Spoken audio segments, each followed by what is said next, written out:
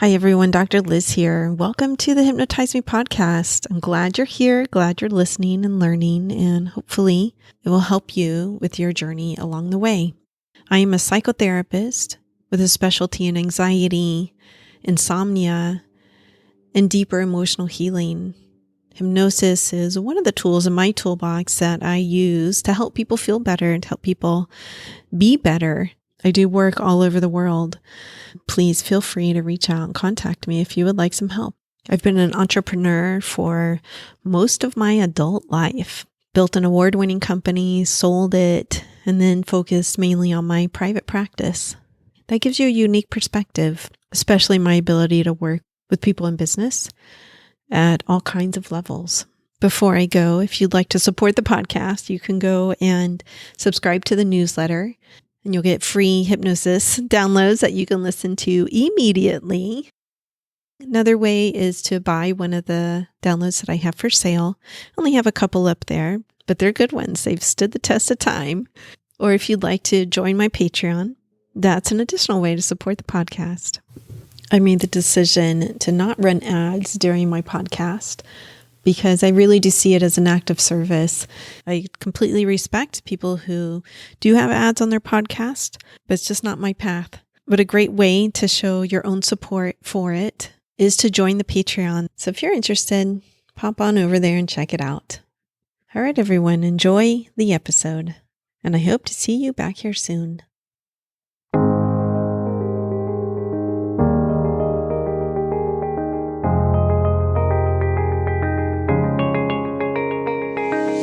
Hey everyone, Dr. Liz here. I hope you're doing well today. It is a pretty regular day here in Dr. Liz land. Today I thought I would talk about my own personal experience with EMDR. I've run 3 episodes before this exploring EMDR versus hypnosis. So if you haven't heard those and you're interested, you can go back and listen to them. They would be HM294, 295, and 296. So this is HM297. Hypnotize Me, 297. Coming up on 300 episodes here. That's a lot. So while I was doing these interviews about EMDR and hypnosis, I was seeing a therapist. I am seeing a therapist right now. I just recently did the interviews, and I didn't realize that she did EMDR. So I've been seeing her for a couple of months, actually, because I'm going through some big transitions. My youngest daughter graduated high school. She's headed off to college in the fall. I found myself really triggered and angry at my ex-husband. He would send me these nasty emails, and they would just really upset me, honestly. So we've been divorced since 2009, well over 10 years. Some years have been better that we've gotten along, and I actually thought we were getting along pretty well, but I realized that I think some of that was because he had cancer. So he had throat cancer, and he was pretty debilitated for almost a year. And he didn't really have the energy to attack me. Now, my daughter was already living with me full time during that year, but I would take her over to see him.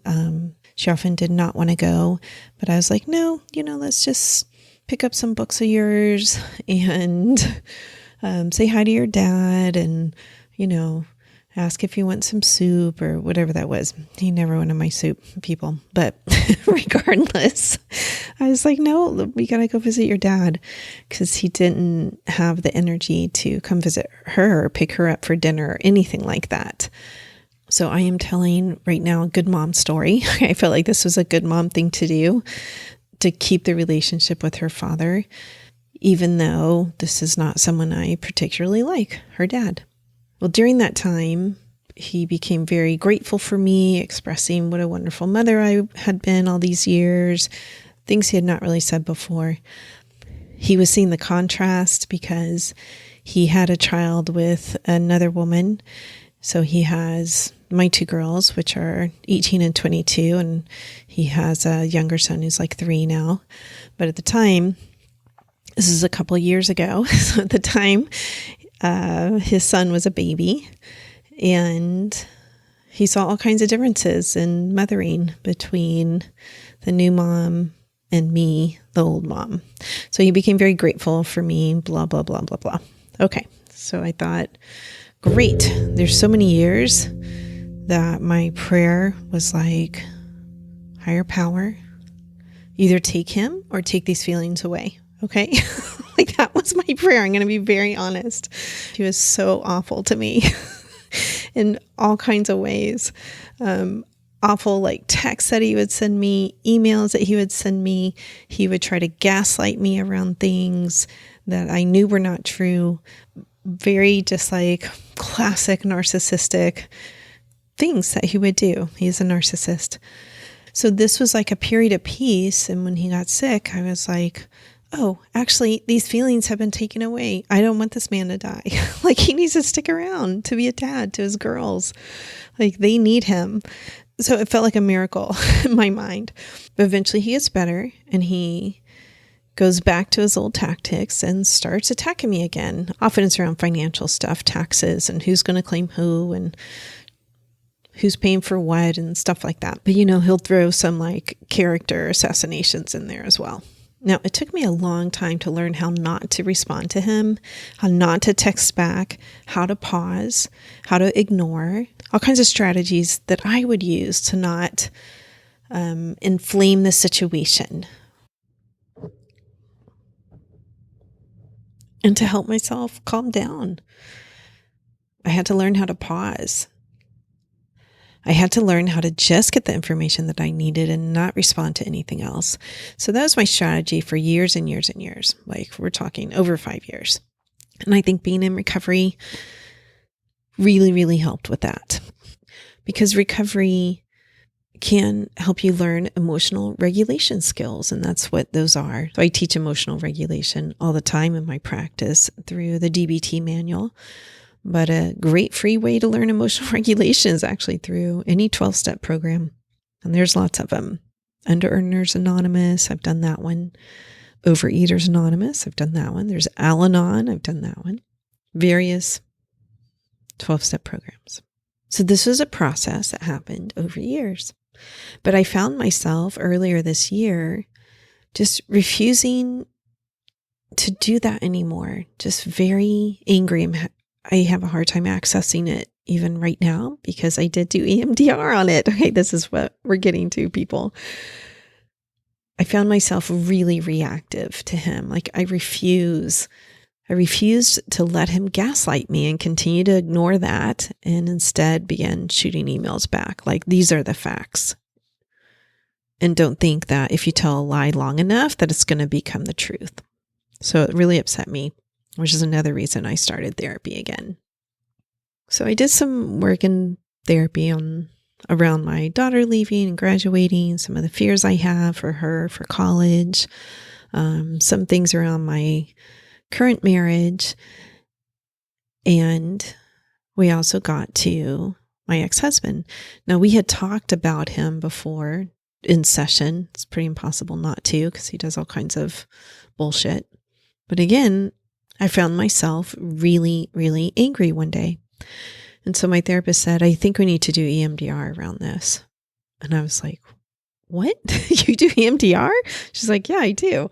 I was like, fantastic. Great. Like, everything is aligning here. Okay. I'd just done these interviews about EMDR and I thought, yeah, let's give it a try. Now, in the interviews, I say I had EMDR around an incident with an ex-boyfriend, like many, many years ago. I will say like 2014. So like 10 years ago, actually, and found it very, very helpful.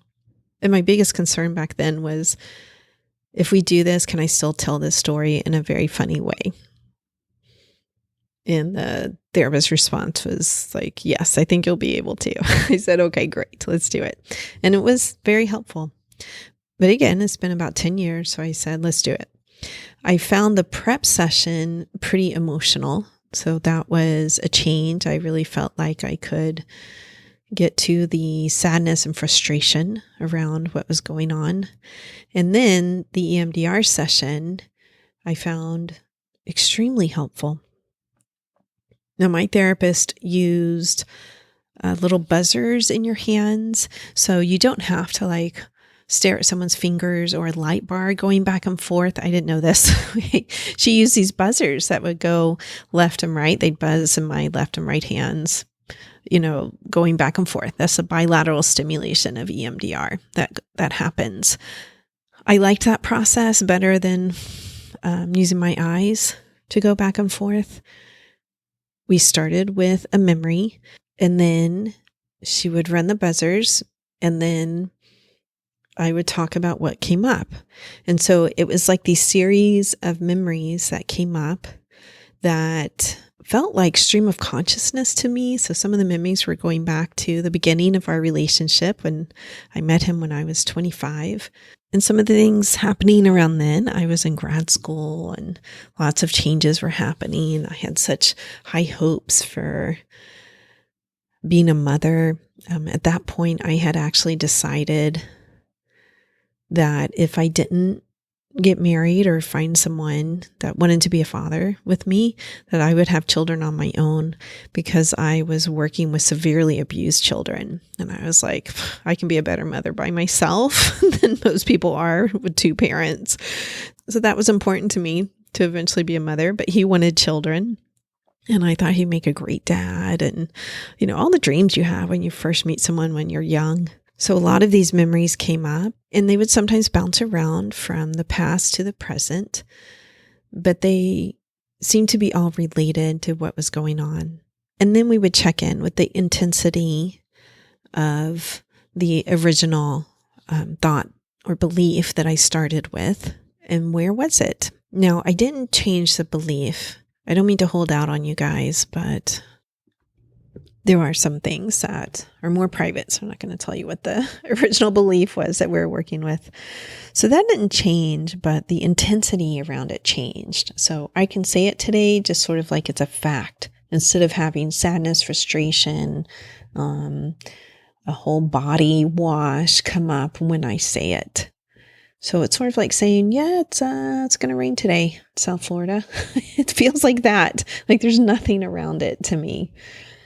So that is a huge change. And when I think about him in the past week, this was just a week ago or so,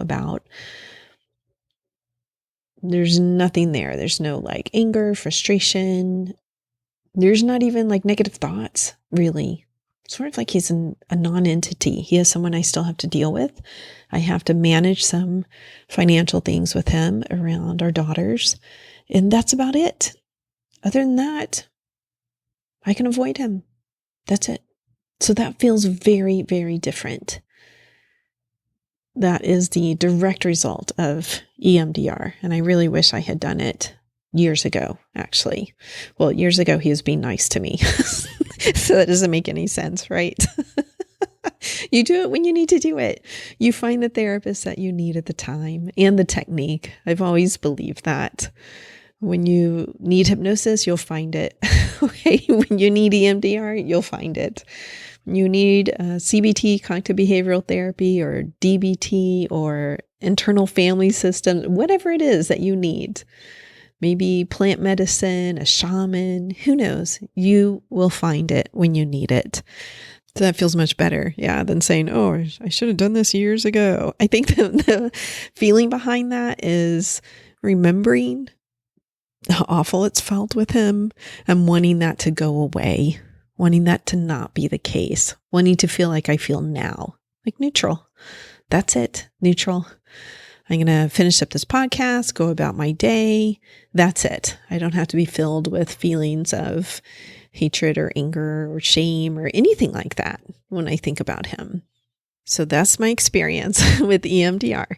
I am not trained in EMDR right now. Who knows if in the future I will be. I would give it about a year from this podcast to check in to see if I'm trained in it.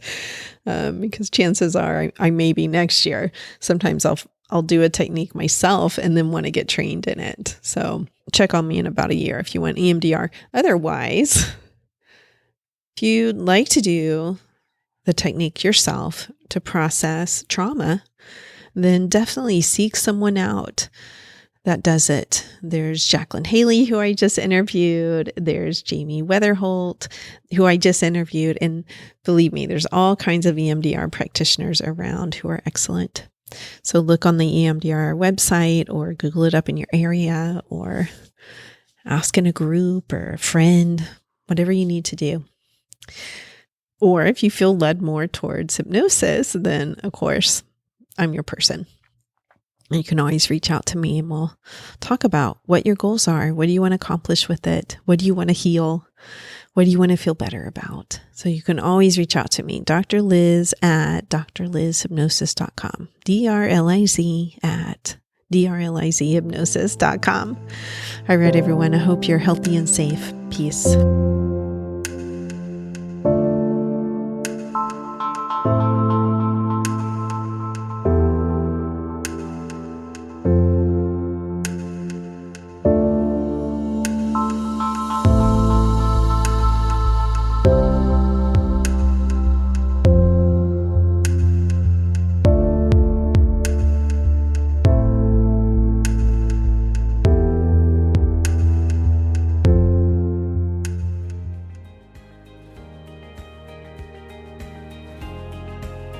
I hope you truly enjoyed today's episode.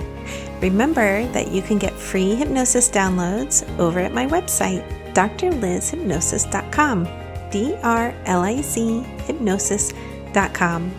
I work all over the world doing hypnosis. So if you're interested in working with me, please schedule a free consultation over at my website and we'll see what your goals are and if I can be of service to you in helping you reach them. Finally, if you liked today's episode, please subscribe to the podcast or tell a friend. That way, more and more people learn about the power of hypnosis. All right, everyone, have a wonderful week. Peace. This podcast is not mental health treatment, nor should it replace mental health treatment. If you need therapy or hypnotherapy, please seek treatment from a trained professional.